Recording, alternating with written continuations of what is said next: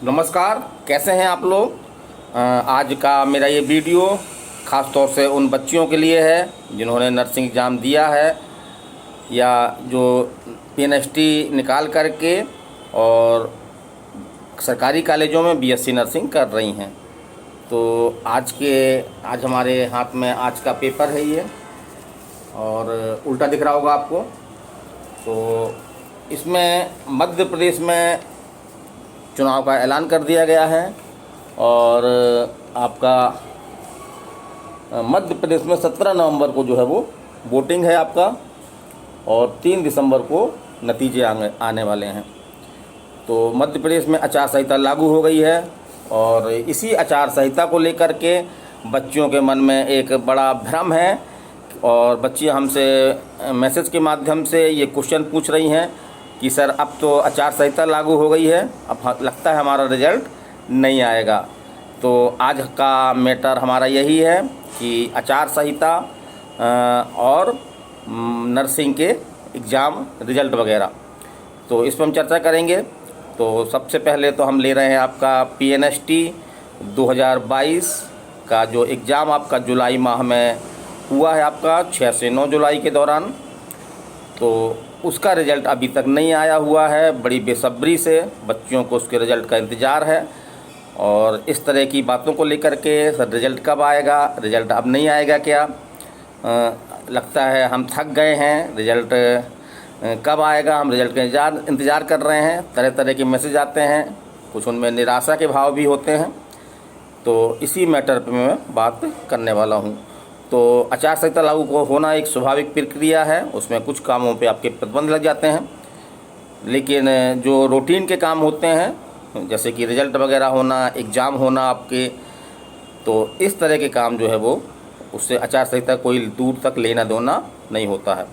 तो आचार संहिता भले ही लागू हो गई है लेकिन इसका हमारे रिज़ल्ट पर कोई प्रभाव नहीं है, क्योंकि दरअसल रिज़ल्ट जो है हमारा जो 3 तरह के मामले हैं।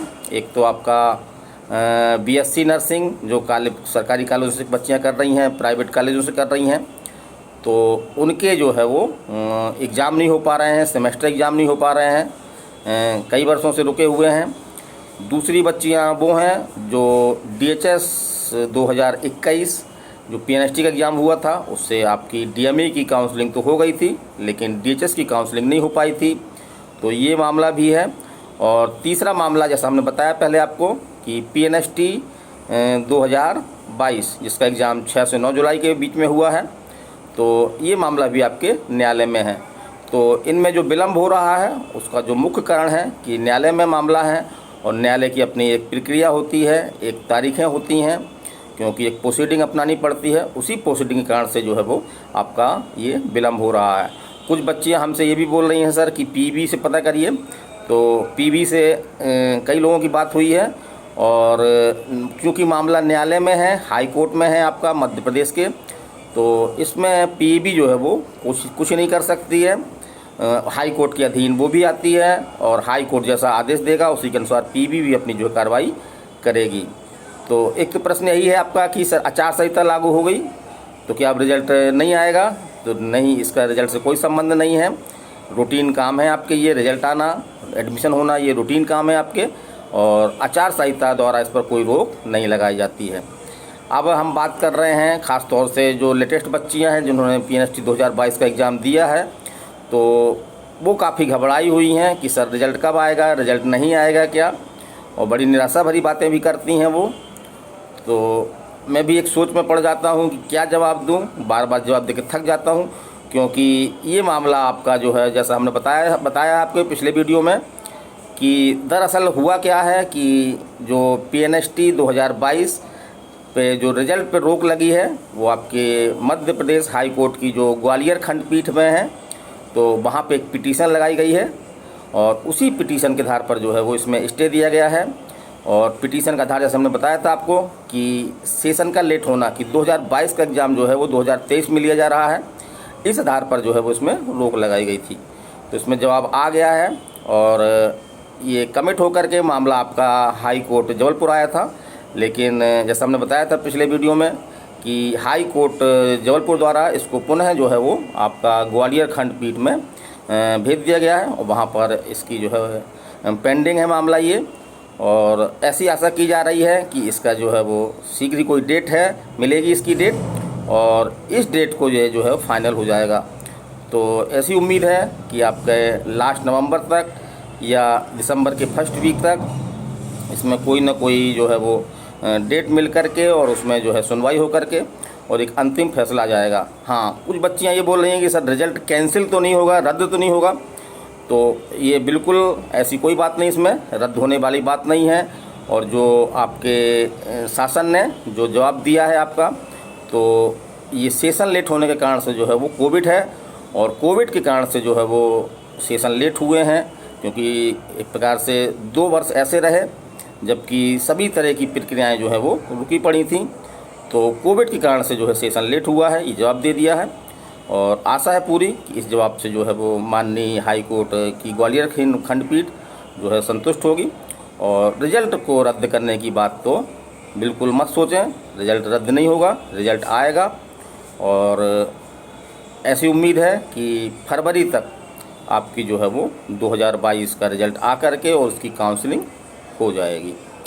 तो निष्कर्ष यही है कि आचार संहिता लागू हो जाने के कारण से इस प्रक्रिया में कोई असर नहीं पड़ेगा, रूटीन प्रक्रिया है ये, और इस प्रक्रिया को आचार संहिता जो है प्रभावित नहीं करती है। और जो नए हैं इस चैनल में, क्योंकि इस तरह की जो भी अपडेट मिलता है, बच्चों हमसे सवाल पूछती हैं, हर सवाल का जवाब देने का प्रयास करता हूँ।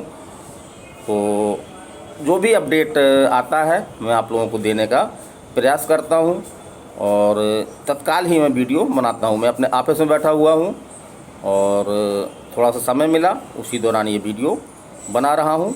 तो जो नए हैं इस चैनल में और इस तरह की जानकारी से अपडेट रहना चाहते हैं तो वो भी हमसे जुड़ सकते हैं।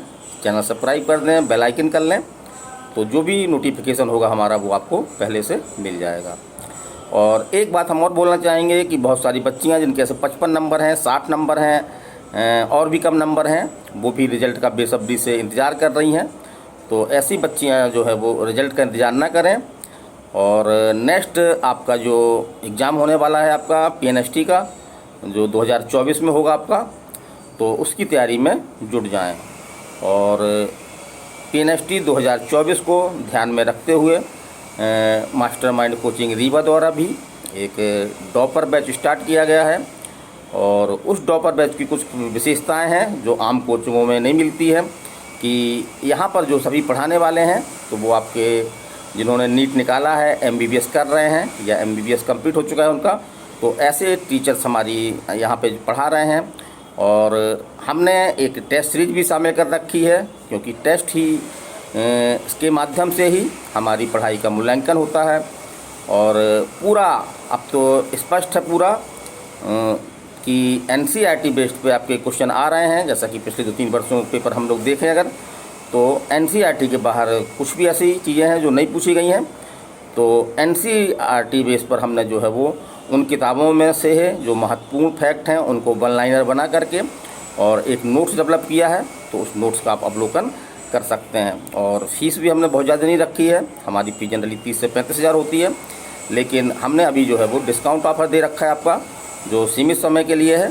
तो आप लगभग 22,500 रुपये में आप हमारा टॉपर बैच ज्वाइन कर सकते हैं। इसमें हम करीब 2,500 का आपको स्टडी मटेरियल दे रहे हैं और 3,000 की हम आपको जो है वो टेस्ट सीरीज भी दे रहे हैं। तो कट ऑफ मार्क्स हमने पिछले वीडियो में बताया था आपका कि यदि आपके इतने नंबर से कम नंबर हैं तो आप रिज़ल्ट का वेट ना करके, बल्कि पूरी ताकत से, पूरी शक्ति से, पूरे मनोभाव से और नेक्स्ट एग्ज़ाम की तैयारी में जो है वो जुट जाएं, ताकि आप एग्ज़ाम जो है वो क्रैक कर सकें और नर्सिंग के रूप में अपना एक अच्छा कैरियर जो है वो बना सकें। तो आज यहीं तक। तो बिल्कुल चिंता करने की कोई बात नहीं है, कोई रिज़ल्ट रद्द नहीं हो रहा है, रिज़ल्ट आएगा आपका, क्योंकि न्यायालय प्रक्रिया चल रही है, उस न्यायालय में पेंडिंग है। तो न्यायालय में थोड़ा सा टाइम तो लगता है, क्योंकि हमारी न्याय प्रक्रिया की एक आपकी प्रोसीडिंग होती है, उस प्रोसीडिंग को जो है वो फॉलो करना पड़ता है।